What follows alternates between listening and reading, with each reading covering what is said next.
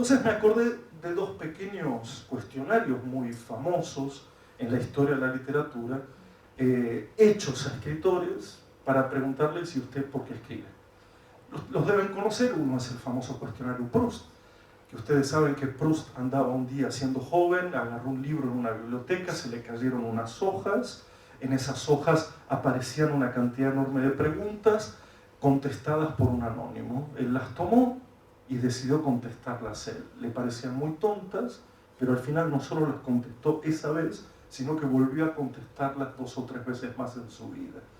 Por eso sabemos un montón de cosas de Proust, ¿no? ¿Qué era lo que le gustaba leer? ¿Cuáles eran sus héroes? Ahí aparece Hamlet, Cleopatra, etcétera, etcétera. A partir de eso, bueno, ahora el cuestionario Proust lamentablemente es usado por periodistas que cuando tienen que entrevistar a un famoso o un conocido o alguien importante, como es lo mismo, les manda el cuestionario por correo y a vuelta de correo recibe las respuestas, ¿verdad?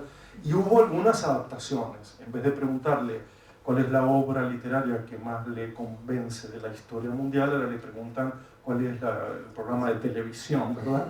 Pero bueno, eso con el paso del tiempo es inevitable. A mí me gustó mucho, no tanto el cuestionario Proust, sino algo que apareció en la revista Literature, que no sé hablar francés, en 1911, que un trío de personajes, Luis Aragón, André Breton, personajes entrañables, por supuesto, mandaron a 100 escritores europeos y sobre todo franceses la pregunta: ¿y usted por qué escribe?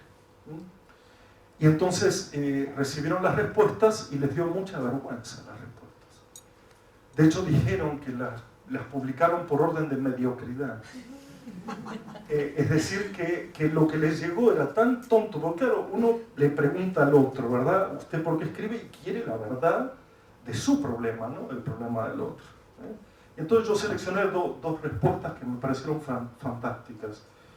Una fue la de Paul Valéry, que contestó: por debilidad. O sea, escribo por debilidad. Y el otro fue Blas Endrar, un poeta fantástico también, que cuando se le preguntó ¿por qué usted escribe?, él contestó: ¿por qué? Punto. Claro, o sea, la pregunta puede ser tan ridícula, o sea, puede plantearse unos extremos tan poco probables, digamos, de que al final hay respuestas del tipo: ¿por qué se escribe? Por fama, por comercio, por qué. Y me gusta ese por qué simplemente porque nos deja desnudos. Escribo porque leo. ¿Por qué usted lee? Si esa fuera la pregunta, la respuesta es: ¿por qué? Bueno, por debilidad, qué sé yo, porque yo no soy capaz de matar un perro, pero leo novelas donde los matan, no sé. A mí la respuesta más genial, por lo honesto, frente a esta pregunta fue la de Enrique Vila-Matas, el escritor catalán, que se pasa toda la vida mintiendo acerca de la literatura. Y además nos hace creer que todo es verdad, ¿no? Por ejemplo, dice que él es el doble perfecto de Hemingway y no se le parecen absolutamente nada.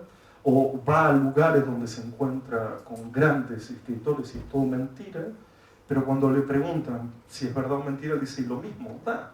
O sea, ¿cuál es la diferencia?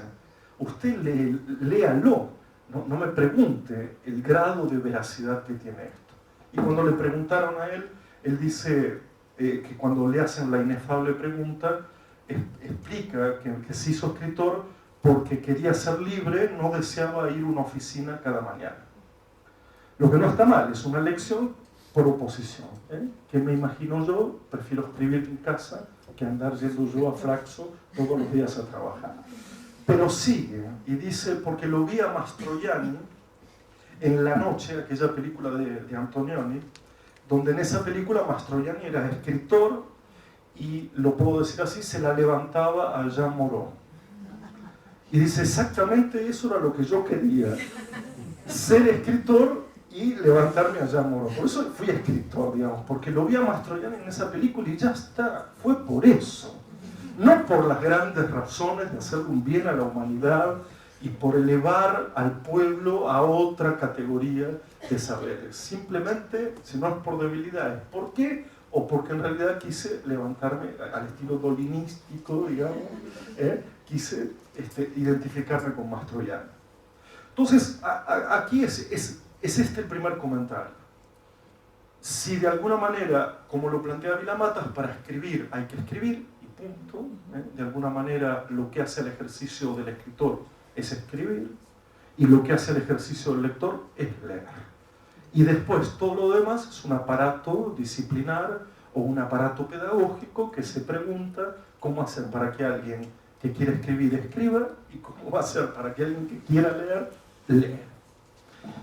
Entonces ahí es donde una de las grandes sugerencias y donde las pedagogías, las oficiales y las más recreativas también, ¿no? Me refiero a talleres literarios, etcétera, podrían llegar a coincidir o a ser divergentes, es preguntarse lo siguiente: si en realidad el acto de escribir y leer nos supondrían a pensar en todo aquello que habría que no hacer, lo estoy haciendo como una pregunta negativa en vez de positiva. Es decir, las pedagogías insistirán en decir todo lo que hay que hacer para escribir. Regla número 1, regla número 2, regla número 3, principio tal, principio tal. Una de las preguntas más interesantes es ¿qué es lo que habría que olvidar para escribir? ¿Y qué es lo que habría que olvidarse o dejar de lado para leer? Que es una pregunta muy rara, ¿verdad? Porque ¿cómo enseñamos a no considerar cosas para hacer? En vez de preguntarse cómo crear una cronología de eventos que desembocan directamente en ciertas habilidades. Es decir, la pedagogía lo plantearía de esta manera: todo lo que habría que hacer para llegar a la escritura, todo lo que habría que hacer para llegar a la lectura. Quizás muchos escritores se planteen lo contrario: ¿qué habría que abandonar para escribir y qué habría que abandonar para leer? Y con esta pregunta viene para mí el segundo tema fundamental. Cuando uno lee que allá por 1781, en el origen de la tragedia, Nietzsche se preguntó: ¿qué lector imagino para el futuro? ¿Qué pregunta? Porque la respuesta me parece que entonces la daríamos nosotros, ¿no? Si es que somos aquello que Nietzsche se preguntó en 1781. Y Nietzsche esperaba 3 cualidades de lector en 1781 y medio. Después, digamos, con otra habla, dice más adelante, dice así, perdón, 1871, soy disléxico, dije 1781, era muy joven en aquel momento. Pero también es para saber, porque todo el mundo me miraba y me decía: está usted equivocado. Todos dijeron que sí, claro, 1781. En fin, compartamos este desliz. Y entonces, en el origen de la tragedia, Nietzsche dice: el lector del cual yo tengo derecho a esperar algo ha de reunir 3 condiciones. Anotemos: debe leer con tranquilidad y sin prisa. No es cuestión ahora de levantar la mano y decir: yo ya no, quítenme este punto a mí. 2, no ha de tener exclusivamente presente su ilustración ni su propio yo. Y me parece que marcabas recién en tu intervención exactamente vos dijiste algo así como que quien toma o considera más libremente la alteridad es el niño y el joven más que el adulto, que es más antropocéntrico. Y Nietzsche decía: para leer no habría que tener en cuenta todo lo que ya sabemos, ni partir irremediablemente de lo que somos. Porque el que está muy centrado en lo que ya es y lo que ya sabe, desecha más lectura que los demás. Quita del medio porque dice: esto ya me lo sé, o porque este no soy yo, entonces no me interesa. Cuando justamente la literatura juega el papel de alteridad. Y la tercera cualidad no debe buscar como resultado de esta lectura una nueva legislación.